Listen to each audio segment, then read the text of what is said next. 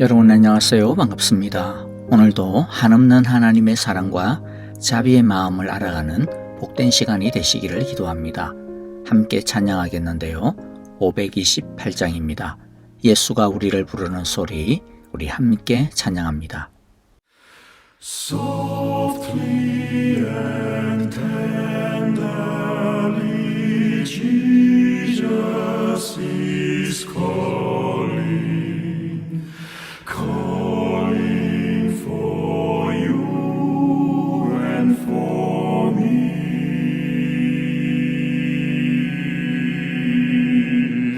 See on the portals is waiting and watching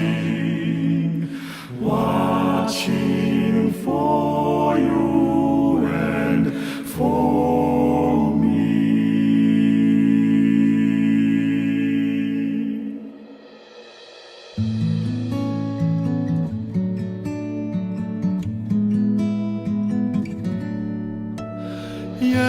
예수가 우리를 부르는 소리 금성 부드러워 문 앞에 나와서 사면을 보며 우리를 기다리네.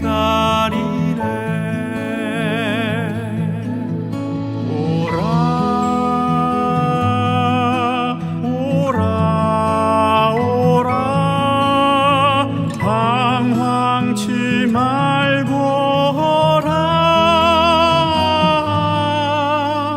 죄 있는 자들아 이리로 오라. 주 예수 앞에 오라.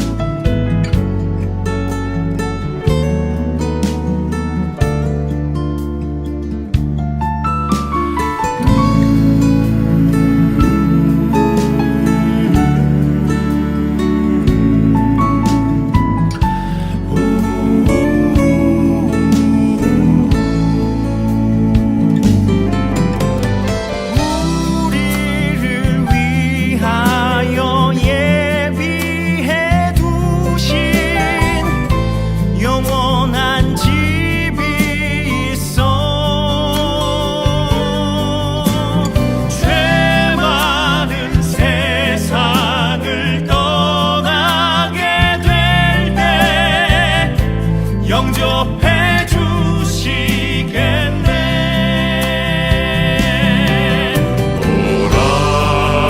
오라 오라 방황치 말고 오라. 죄 있는 자들아 이리로 오라.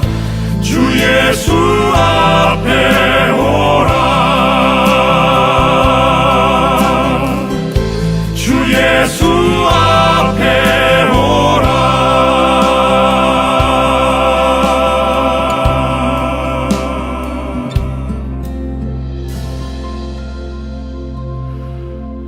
Holy Spirit, tenderly Jesus is calling,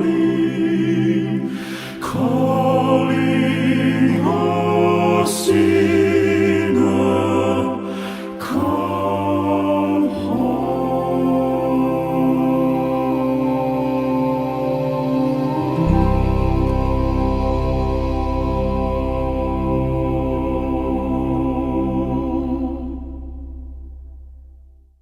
이제 오늘 우리에게 주시는 하나님의 말씀을 같이 읽겠습니다. 오늘 말씀은 호세아서 3장 1절부터 5절입니다. 1절부터 우리 한 절씩 같이 읽습니다.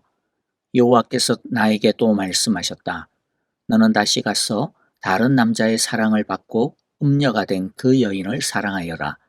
이스라엘 자손이 다른 신들에게로 돌아가서 건포도를 넣은 빵을 좋아하더라도 나 여호와가 그들을 사랑하는 것처럼 너도 그 여인을 사랑하여라. 그래서 나는 은 15세겔과 보리 한 호멜 반을 가지고 가서 그 여인을 사서 데리고 왔다. 나는 그 여인에게 말하였다. 당신은 많은 날을 나와 함께 살면서 장녀가 되지도 말고 다른 남자와 관계를 맺지도 말고 나를 기다리시오. 그동안 나도 당신을 기다리겠소. 이스라엘 자손도 많은 날을 이렇게 왕도 통치자도 없이 희생 제물도 돌기둥도 없이 에봇도 드라빔도 없이 살 것이다. 그런 다음에야 이스라엘 자손이 돌이켜서 그들의 하나님 여호와를 찾으며 그들의 왕 다윗을 찾을 것이다. 마지막 날에는 이스라엘 자손이 떨면서 여호와 앞에 나아가 여호와께서 주시는 선물을 받을 것이다. 아멘. 호세아의 아내 고멜은 셋째 아이까지 낳은 후에도 계속 부정한 짓을 저지르는 것을 멈추지를 않았습니다. 그리고 급기야 남편도 아이들도 버리고 아예 집을 나가버렸습니다. 하나님은 다른 남자와 살고 있는 고멜을 다시 사랑하라고 호세아에게 말씀하십니다. 몸값을 지불하고 고멜을 다시 데려와 살라고 하십니다. 하나님은 이 말씀을 통해 하나님을 버리고 떠난 이스라엘을 하나님께서 아직도 얼마나 사랑하시는지 그리고 앞으로 어떻게 그들을 구원하시는지를 보여주시고자 하십니다. 첫째, 지금 고멜과 이스라엘은 어떤 상황에 있습니까? 1절에 보면 다른 남자의 사랑을 받고 음녀가 되었다고 합니다. 고멜은 그 남자가 자신을 사랑한다라는 말을 믿고 남편과 아이들을 버리고 그 남자를 따라 나섰습니다. 하지만 그 남자의 진실한 사랑을 받고 있는 것이 아닙니다. 3절에 보면 호세아가 고멜에게 다시는 장녀가 되지 말라라고 말하는 것을 보면 이 남자는 고멜을 장녀로 부려먹고 있었던 것 같습니다. 그랬기 때문에 고멜을 데려오기 위해 상당한 양의 몸값을 그 남자에게 지불해야만 했습니다. 고멜은 그 남자를 따라가면 자기가 더 사랑을 받을 수 있고 자기가 원하는 재밌고 멋들어진 삶을 살 수 있을 것이라고 생각하였고 호세아가 날마다 늘어놓는 말씀의 잔소리에서 벗어나 마음껏 자유를 누리며 살 수 있을 것이라고 생각하고 기대했을 것입니다. 그런데 자신의 자유를 찾아 떠난 그 이불 밖은 자유가 아니라 노예 생활이었습니다. 고멜의 이러한 형편은 이스라엘의 모습이기도 합니다. 이스라엘은 지금 어떤 상태입니까? 1절에 보면 이스라엘 자손이 다른 신들에게로 돌아가서 건포도를 넣은 빵을 좋아하더라도 라고 말씀하시는데요. 이스라엘은 건포도를 넣은 빵을 먹으려고 자신들을 불러주신 하나님을 버리고 가나안과 주변의 신들을 따라 살고 있는 것을 보여줍니다. 건포도를 넣은 빵이란 만나로 만든 빵이 아닌, 즉 하나님이 주시는 축복이 아닌 가나안 땅에서 누리는 축복, 이 세상에서 누리는 축복, 하나님과는 상관없이 이 세상에서 얻어내는 행복을 표현한 것입니다. 이스라엘 사람들은 이 세상의 재미에, 이 세상의 돈 버는 맛에 홀라당 빠져들고 말았습니다. 그들이 내린 결론이 무엇이냐 하면 이 가나안 땅에서 더 재밌게 살려면 다른 나라들처럼 돈도 더 많이 벌고 떵떵거리며 살려면 광야의 신인 하나님만으로는 부족하다라는 것이었습니다. 가나안에서 잘 살려면 가나안의 방식을 따라야 한다라고 그들은 결론 내렸습니다. 가나안의 방식이란 가나안의 신들의 도움을 받는 것입니다. 그리고 가나안 땅을 넘어 세상으로 뻗어나가려면 더 큰 세상의 신들을 섬기고 성공하고 있는 나라의 방식들을 따라야 한다라고 생각했습니다. 그런데 그렇게 가나안의 신들과 방식을 따르고 아람과 아시리아의 신들과 방식을 따른 그 결과가 무엇입니까? 믿었던 놈들한테 잡아먹히고 말았습니다. 고멜과 똑같은 처지가 되어버린 것입니다. 고멜이나 이 당시 이스라엘의 모습은 오늘날 우리에게도 많이 나타나지 않나 싶습니다.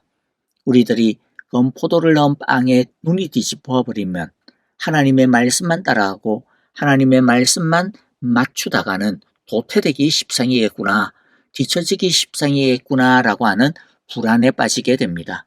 그래서 이스라엘처럼 하나님의 말씀은 교회 안에서나 또는 성경 보고 예배하는 기도할 때나 주일에나 꺼내들지 세상을 살아갈 때는 세상의 방식을 따라가야겠다라고 하는 유혹에 빠지게 됩니다. 건포도를 넣은 빵을 좀 먹게 되면, 즉 좀 잘 살게 되면 마음이 급해져서 하나님을 버리고 세상으로 달려가게 십상입니다. 신앙을 잘 성장시켜봐야 그것을 누가 알아주는 것도 아니고, 신앙이 좋다고 해서 월급을 더 주는 것도 아니고, 계약이 성사되는 것도 아니고, 그러니까 하나님보다는 세상에서 성공하는 세상의 길에 빠져들기 십상이죠. 하지만 우리는 이미 하나님의 백성이라는 특별한 존재가 되었습니다. 건포도를 넣은 빵이 탐이 나서 무언가 더 얻고 싶고 더 마음대로 살고 싶어 하나님을 의지하지 않고 세상을 의지하고 세상을 따라가면, 그리고 그렇게 해서 설령 이 세상에서 더 많은 것을 얻게 된다 하더라도 그게 더 자유롭고 더 풍성한 삶을 살게 해주지는 않습니다. 오히려 더 매이게 하고 하나님께서 주신 존귀함과 자유함을 잃어버리게 됩니다.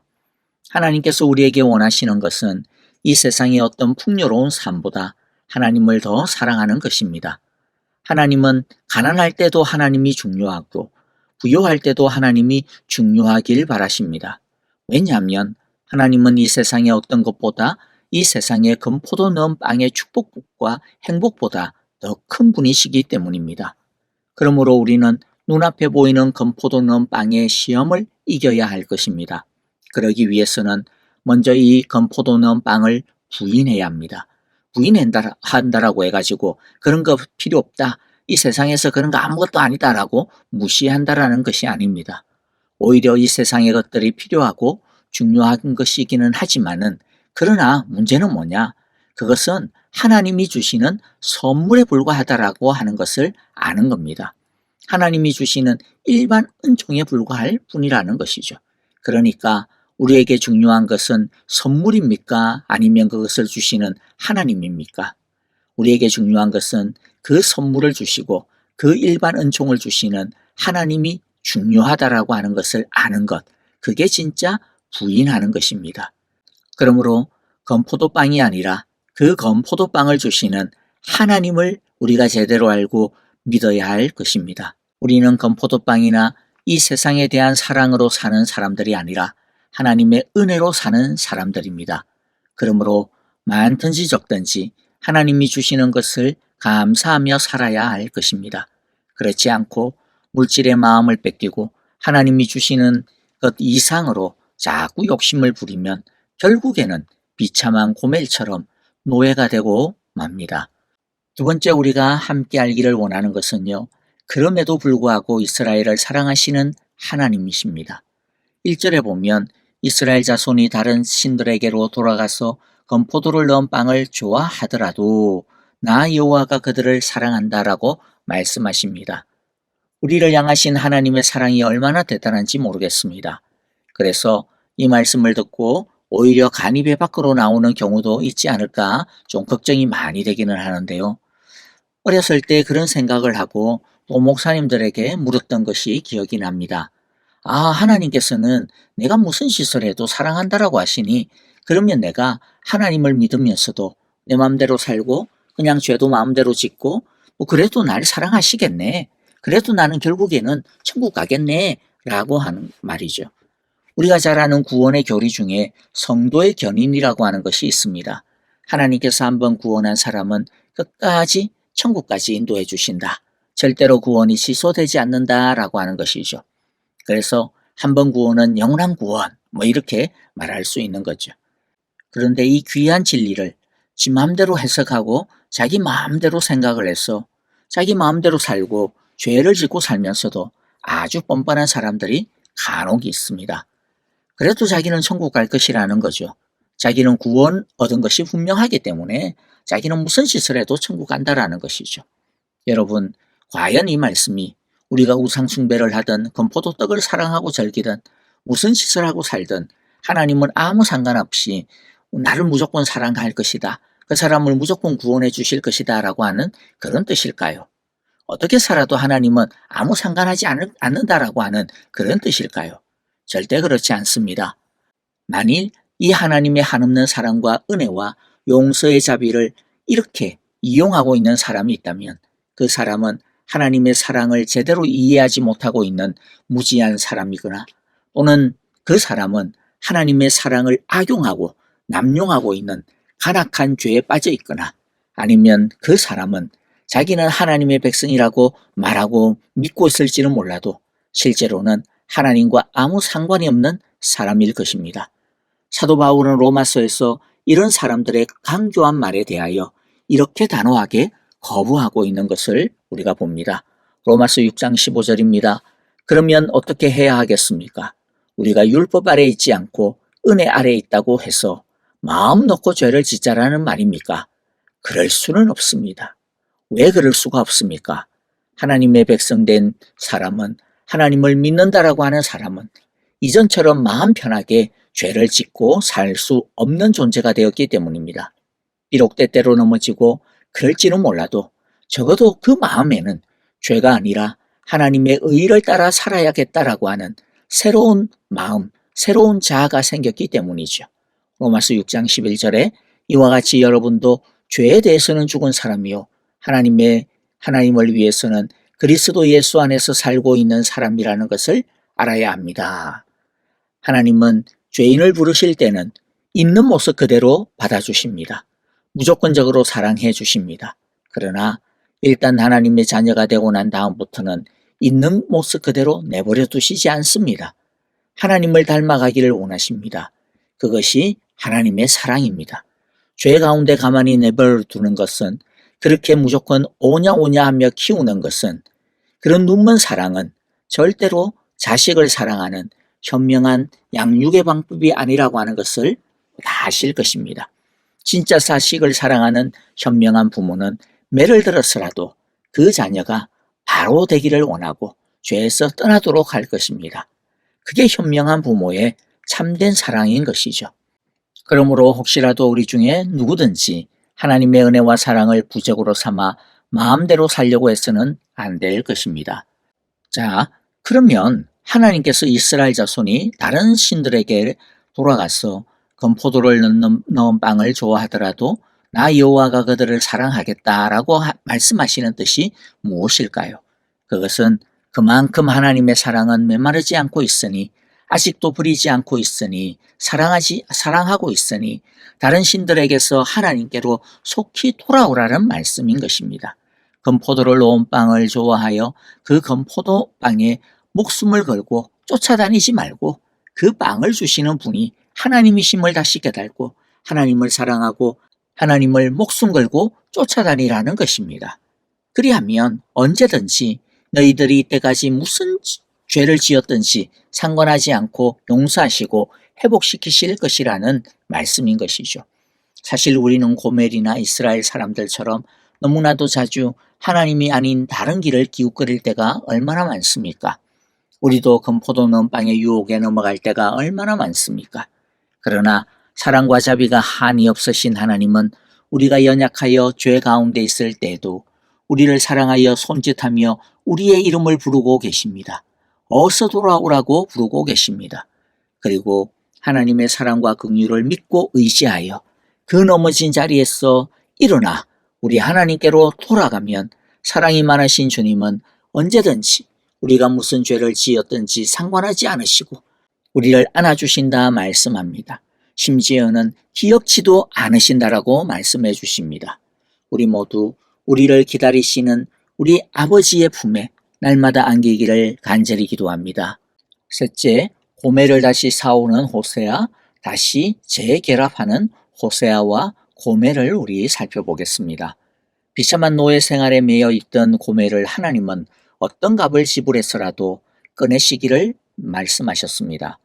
호세아는 하나님의 말씀을 따라 은 15세겔과 보리 한 호멜 반을 가지고 가서 호멜을 사옵니다. 이것이 바로 그 유명한 구속의 장면입니다. 이것은 앞으로 예수님께서 자신의 목숨을 지불하고서 우리를 구속하시는 구원의 장면을 예표하는 것입니다. 구속은 값을 지불하고 노예 상태에 있는 사람을, 매임의 상태에 있는 사람을 꺼내오는 행위를 말합니다. 고멜은 이제 완전히 자유하게 되었습니다. 왜냐하면 이미 몸값이 지불 완료되었기 때문입니다. 우리도 예수님의 생명과 핏값으로 죄와 사망의 값이 모두 지불이 되었습니다. 그러므로 우리를 하나님의 사랑에서 끊을 수 있는 것은 아무도 없게 되었습니다. 호세아는 구속하여 꺼내온 고멜을 다시 자기의 집으로 데려와 재결합합니다. 다시 자기의 아내로 맞아들이고 사랑합니다. 3절에 보면 당신은 많은 날을 나와 함께 살면서 라고 이야기합니다. 구속한 다음에 일어나는 것은 바로 함께 사는 것입니다. 성경은 이것을 화목이라고 표현합니다. 우리는 예수님의 피로 구속함을 받아 이제 하나님과 화목하게 살게 되었습니다. 로마서 5장 1절에 보면 그러므로 우리는 믿음으로 의롭다 하심을 받았으므로 우리 주 예수 그리스도로 말미암아 하나님과 더불어 평화를 누리고 있습니다. 그리고 화목하게 산다는 것은 이제는 다시 옛날로 돌아가지 않고 신실한 아내와 남편으로 서로가 신의를 지키며 서로에게 헌신하는 새로운 삶을 사는 것을 뜻합니다. 4절에 보면 당신은 많은 날을 나와 함께 살면서 장녀가 되지도 말고 다른 남자와 관계를 맺지도 말고 나를 기다리시오. 그동안 나도 당신을 기다리겠소. 예수님의 피로 구속을 받아 하나님과 화목된 우리는 이제 그리스도의 정결한 신부로 하나님의 양자가 되었습니다. 이것은 두 가지 의미가 있는데요. 하나는 우리가 하나님의 가족이라는 고귀한 신분을 가지게 되었다라는 것입니다. 또 다른 의미는 그렇기 때문에 우리는 이 고귀한 신분에 걸맞는 삶을 살아야 한다는 것입니다. 신부이면서 장기처럼 살 수는 없습니다. 하나님의 상속자이면서 거지처럼 이 세상의 것을 구걸하며 살아서는 안 될 것입니다. 아멘. 이제 오늘 우리가 받은 말씀들을 마음에 다시 한 번 더 상기하면서 기도하며 찬양하겠습니다. 회개할 것들을 회개하고 감사할 것들을 감사하며 찬양하고 경배할 것들을 찬양하고 경배합시다. 적용하고 결단해야 할 것들에 대해 하나님께 드리며 헌신합시다. 교회와 형제자매들을 위해 기도할 때 내일 주일입니다. 성령 충만한 예배가 되게 하소서. 하나님을 더 알아가게 하소서라고 기도하시고요. 아프신 분들을 위해서 기도하실 때 치유를 위해 기도해 주시고 그리고 믿음을 위해 기도하기를 바랍니다. 선교사님들을 위해 기도하실 때 가정을 위하여 교회와 사역을 위하여 기도해 주시고 모든 환경적인 어려움들과 위험으로부터 지키시며 보호하여 주소서라고 기도하기를 원합니다. 다 함께 이 시간 찬양하며 기도하겠습니다.